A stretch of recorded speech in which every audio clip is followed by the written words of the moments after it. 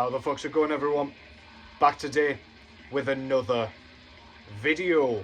So this is the one I've been promising for a few videos now. This is going to be the Metal Tag 2025. I believe this was proposed by the Heavy Metallurgy channel. Yeah, if you don't know those guys, go and check them out. I believe Melanie Loves Death Metal is a part of that crew as well. Doing great stuff over there. Recommending awesome stuff as always. Just great discussions all round. And yearly, they kind of band together and do this metal tag where it's usually like 20 to 25 sort of vinyl collection or record collection or music collection sort of themed questions that we just kind of answer. It's a bit of fun just to kind of show a few records for a few different categories. So I've been trying to do this yearly, and I'm going to keep up that tradition for as long as I can. I am late to the party here, but better late than never, right? I'm just going to get straight into this, but first of all, what is going on in the background? This is another one that was in the box that Keith dropped off for me. This is Norwegian black metal band Juda, or however you pronounce that, Tsjuder, I believe is the spelling of it. This is Kill for Satan, and yeah, this is really infernal sounding, very traditional sort of second wave black metal worship, extremely riffy, very kind of fast blasting drums, and yeah, it's just got that sound that we know and love when it comes to black metal. If you just like black metal in general, you cannot really go wrong with this one. I've only got two of their albums, sorry, so far, 3 now, including this one. So yeah, cheers to Keith for dropping this one round. But yeah, great stuff. Check that out in the background if you can indeed hear it okay. So yeah, without further ado, so that this doesn't end up being an hour-long video, let's just get straight into it. We do have 20 sort of questions here that I will answer to the best of my ability, no matter how poor that ability may be. So yeah, question 1 is hype. So name a release that you're eagerly anticipating in 2025. Now, I've pulled out a record here, and YouTube isn't going to like this one, to be honest, but I've gone with Pissgrave's new full-length album that is coming up, entitled Endless Worthlessness. A bit of a mouthful, to be honest, and you don't want a mouthful of whatever Pissgrave is offering, let me tell you. But I've pulled out the demo here. I'll kind of try and shroud that, because there is a dead body on the front cover here. But yeah, US death metal, almost kind of going into grindcore, sort of gore grind territories at times as well. But really nasty, really excited to hear the full effect of what they're offering with their next release. The first single was absolutely despicable, disgusting, nauseating, all of the synonyms and adjectives that you will now associate with said band. I've heard kind of rumblings that this may be their last offering, and yeah, can't wait. That's coming out through Profound Law Records in February, I think. So yeah, keep your eyes peeled for that one. Very excited. But another band that I'm really stoked to hear is Druk out of the Ukraine, or Ukraine, I don't know why I always say the Ukraine. They've got their new album coming out soon, and indeed Revenge does at the end of this month as well. So yeah, plenty to be keeping your eyes peeled for. Question 2, show the 25th album in your collection. So I use Discogs for this, so it hasn't ended up being a 12-inch record, but I've pulled out this one. So this is a split between Acid Witch and Vault Wraith, entitled Spooky Volume 2. So I have just picked up Spooky Volume 1, the split that Acid Witch did with Nunslaughter that Hell's Headbangers recently repressed. But yeah, this is really good. You know what you're getting with Acid Witch at this point. Death Doom, or Doom Death, whatever you want to call it. And then Vault Wraith. To my kind of memory, I haven't listened to this an awful lot, just with it being a 7-inch record. But Vault Wraith, I think, are kind of a thrashy, black thrash band. But I could be totally wrong there. I cannot really remember. I do apologise. But yeah, that's the beauty of these random pulls, I suppose. But yeah, really nice release. 2 tracks each. Gatefold, 7-inch record with loads of cool artwork as well. and everything like that. So yeah, go and check that out. Really, really good stuff. Spooky. Spooky indeed. Question 3 is overdue. So name an older band that you checked out in 2024 for the first time and loved.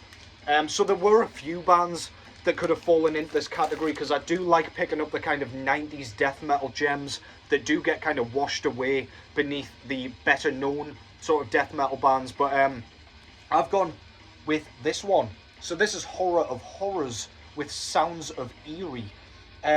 This is a death metal band, and that's pretty much all you can say about it, to be honest. It is very much in that 90s style, 90s production, and it's got all the death metal tropes that you will love. But I just find the songwriting on this to be brilliant. It's one of those gems that just, as soon as I saw that this had been repressed by Juan Records, perfect pronunciation, I'm sure, I had to pick this up. I gave it a quick listen, and I was absolutely sold. This is the kind of shit I want to fill my collection with when I fancy something that's a little more unfamiliar, but in a certain style that I know I like. This is absolutely brilliant stuff. Horror of Horrors, Sounds of Eerie. Magnificent shit. Question 4 is Feeding the Monkey. So how do you purchase most of your music? So I haven't pulled a record out for this one. There are a couple of categories like this where I don't need to show anything. But I purchase most of my music online.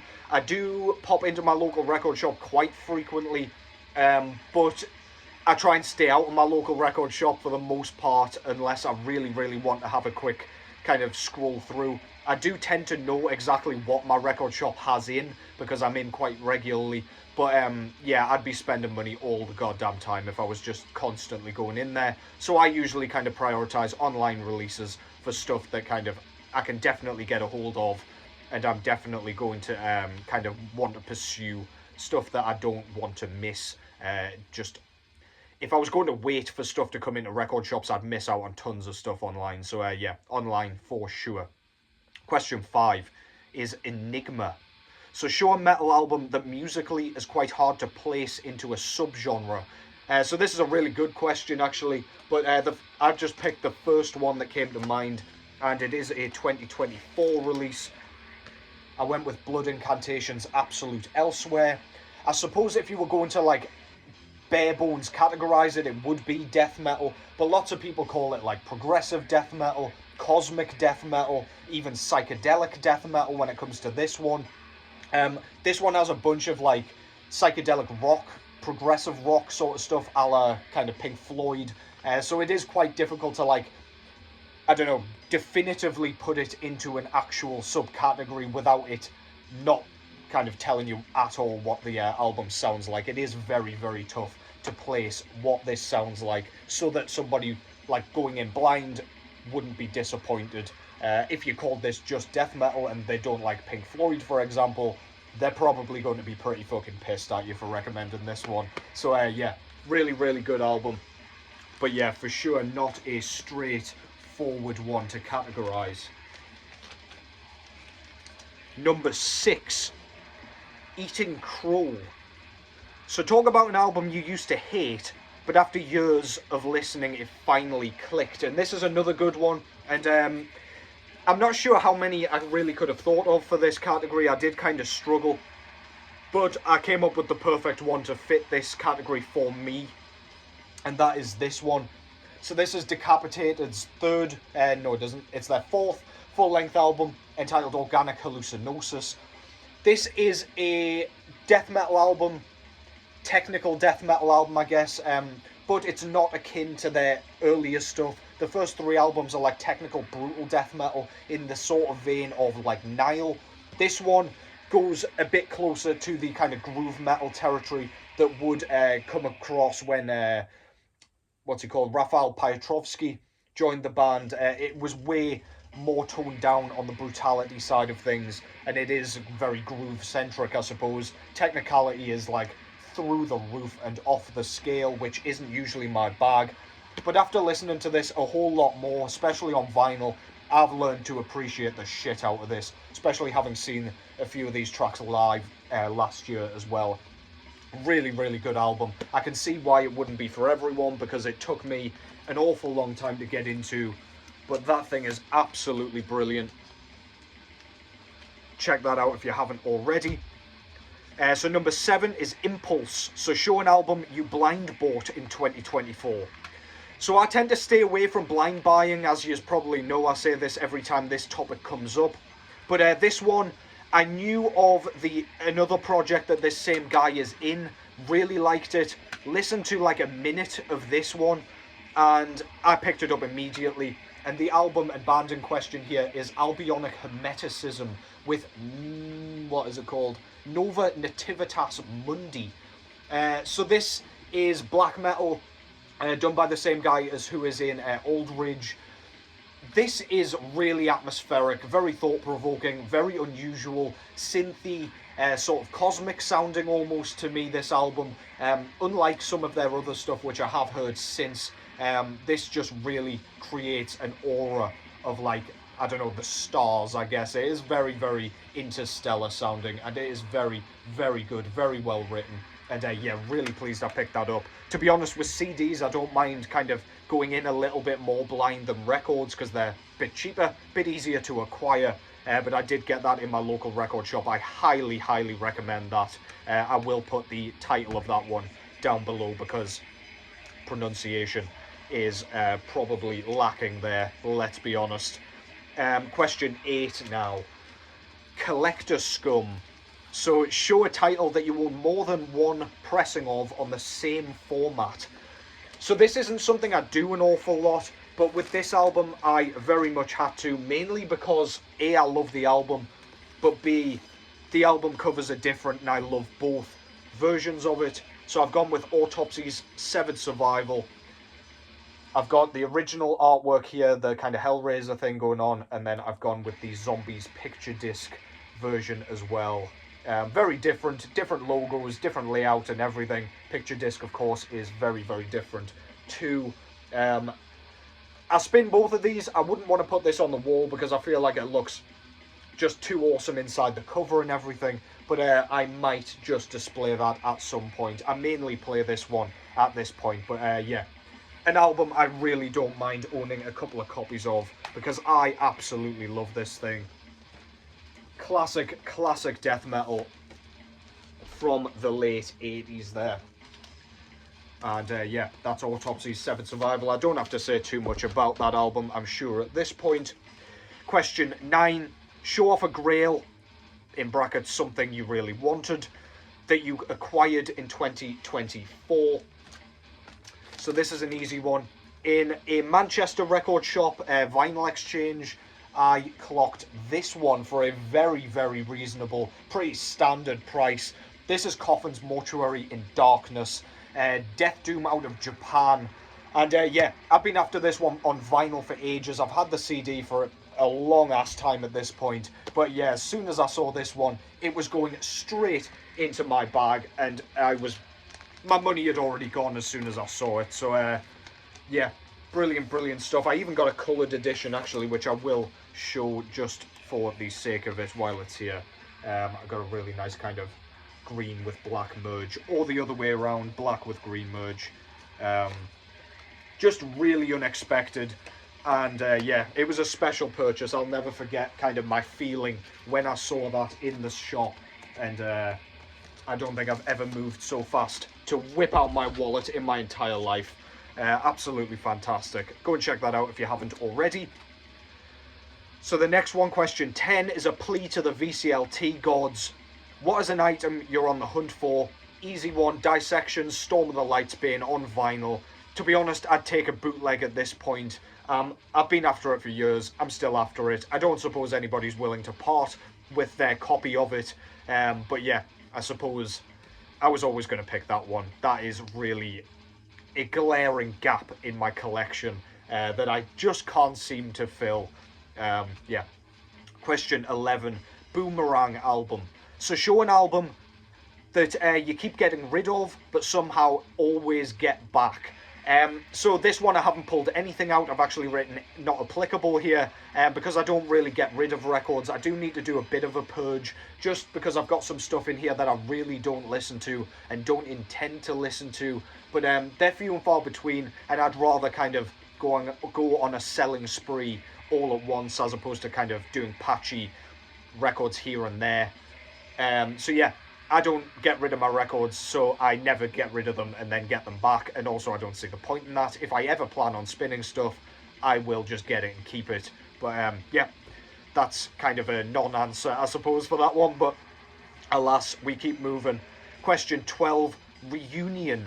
So name a band you lost track of over time, but reconnected with in 24. That one would definitely be Toxic Holocaust, black thrash band out of the USA. I've been listening to this band an absolute ton. Listened to them on the plane to Canada and back, and bought this one in Canada as well, along with Evil Never Dies. This has just blown me away. I've been running with it. I've been listening to it a ton. When I don't know what to stick on, I just shove this thing on. It's really punchy, it's fast, it's aggressive, it's catchy, and it's very unchallenging and concise. So it's just a nice one to throw on if you're bored on the bus or whatever. But yeah, I really did lose track of Toxic Holocaust for a while there, and I'm really pleased to have become reacquainted. Brilliant stuff. Question 13, Upstart. So name a new band whose debut album really impressed you. No surprises here. I've gone with Aberration's Demonolatry. I've shown this one a bunch. Norwegian kind of black death metal with a bit of thrash here and there. This has blown my tits off. Ever since I heard this, I knew this was going to be just a constant spin, a repeated listen all the way through 2025 as well. And yeah, so far I've been blasting this one, whether in my headphones or indeed on the turntable. This is absolutely killer. If you still haven't listened to that one, I highly recommend you do so. The pre-order is now up for the repress as well on Invictus Productions if you've missed out on the first pressing. Next up, Influencer. Show a band or release that you bought in 2024 as a direct result of watching someone's YouTube channel. I have gone with Caustic Phlegm's Putrefying Flesh. So these have a new full-length album coming out very shortly, another one to add to that list. This is outstanding kind of HM2 death metal, but it does have a bit of a gore grind feel with the really disgusting, like gurgly, toilet bowl sort of vocals. Riffs are great. Only 3 tracks on this one, I believe, yeah. And yeah, it's just really good. I love the like 80s horror sort of soundtrack style synths that open a couple of the tracks on here as well. But I watched J-Dog's channel, and I mean, Hell's Headbangers put this out, so that makes sense. Yeah, find lots of good shit through that guy, and this thing is no exception to that. Can't wait for the full length. Caustic Phlegm, Putrefying Flesh. Next page. So, question 15 now. Feel like we're flowing through this. I might have missed some numbers out there. Who knows? Your boy can't count. Don't judge a book by its cover. Show a great album with bad cover art. I, to be honest, hate all of Dismember's kind of mid-era artworks, kind of the late 90s stuff, because it all kind of looks like this, but this shit looks like Ghost Rider or something. It's like a really ugly looking digitized skull that's on fire. The album itself is absolutely outstanding. Dismember kind of HM2 Swedish death metal, bit of a punky edge, a bit of groove, bit of kind of death and roll kind of rolling into this. But yeah, this album's fantastic. The artwork, if I didn't know this was such a great album, I wouldn't be picking it up based on that. It just kind of looks like one of those early 2000s death metal albums that get washed into the abyss and get forgotten about for good reason for the most part. But yeah, this album's absolutely fantastic, man. Go and check that out if you indeed somehow have not. Question 16, Rembrandt. So show an album cover done by one of your favourite artists. So I've gone with another Autopsy one here, and this is Wes Ben Scota. This is Skull Grinder, one of Autopsy's many EPs. And yeah, I just love that cover art, man. Cauldron made out of some horrific, monstrous skull here, with this, like, zombie creature pushing them down, pushing people down into it. And I guess it's, like, mulching them at the bottom here. Whilst all these goofy little guys just pick at it like it's some sort of buffet or salad bar. Yeah, I just love that thing, man. Super striking and super recognisable as Ben Scota's work. Yeah, definitely one of my favourite artists, and an obvious pick, I guess, but just fancied showing that one. Question 17 is name an album you'd like to see reissued on CD or vinyl. I'm going with Monstrosity's Imperial Doom. Unless you want to fork out shitloads for an original pressing, I'm afraid that thing doesn't look like getting repressed anytime soon. I have no idea who owns the rights to it. Similar to Dissection's Storm of the Lightsbane, I'm just waiting for a repress unless I get a nice bonus at work or something, which is out of the question with my work. But yeah, absolutely. Death metal from the USA. Corpse Grinder on vocals on that one, and yeah, absolutely fantastic. I'd love to see that one repressed. I'll take that on CD or vinyl. Number 18, name an album from a genre you don't typically listen to. I've gone with this one. I also picked this up in Nanaimo, I think, in Canada. This is Misfits' Earth AD, and of course a punk album. Misfits have always been a band I've liked, despite them being punk, and punk is definitely not a genre that I am, like, well versed in. I'm not accustomed to it typically, but I was drawn to the horror punk aspect. I was drawn to, like, Danzig's vocals and the kind of catchiness of the songs, the themes, everything. Yeah, one I really, really do like. Very short as well. I think this is like 17 minutes long or something like that, so very punchy affair, but so catchy. Just a fucking foot tapper from beginning to end. And I like everything that I've heard from the Misfits. I've heard most of their stuff. Absolutely killer. What band do you hope to see live in 2025? This is question 19, and I've gone with yet another from this band. I am dying to see Autopsy live. The whole Chris Reifert drumming and doing vocals thing I'd love to see in the flesh. It's one of the few kind of classic 90s US death metal bands that I haven't yet seen.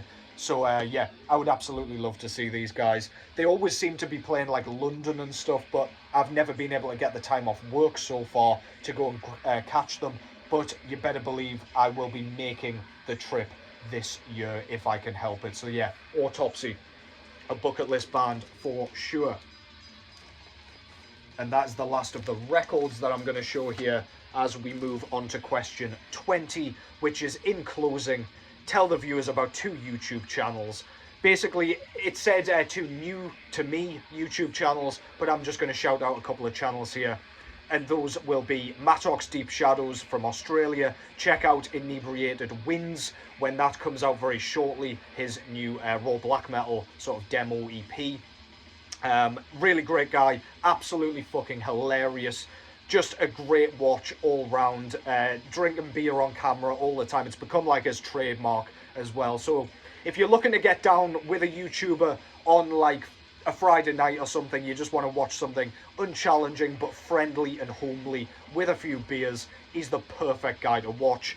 And I've also gone with Devon over at Maze of Torment. This isn't a new channel to me by any means. He's actually one of the reasons I started my own channel. I've been watching him for years at this point. But that guy's, I think he's younger than me, but he has a great kind of knowledge. And to be honest, he fills a lot of gaps in my knowledge when it comes to extreme music, because he's got quite an eclectic taste and quite a different taste to what I do. Yeah, again though, just like a friendly guy to watch, just comes across like he's passionate about the music, and he's always kind of communicating in the comments and stuff like that, which I really always appreciate. So yeah, go and check those 2 guys out. Absolutely killing it over there, doing great things for this YouTube metal community. And that concludes that. Rattled through that. hope you've enjoyed that. Cheers to Heavy Metallurgy, if I can spit my words out, for organising this yet again. I always have fun with these things, even if it's a fucking ball ache to pull all the records out. But yeah, hope you have enjoyed your weekend. Back to business tomorrow. Take care as always, and I will catch yous in the next one.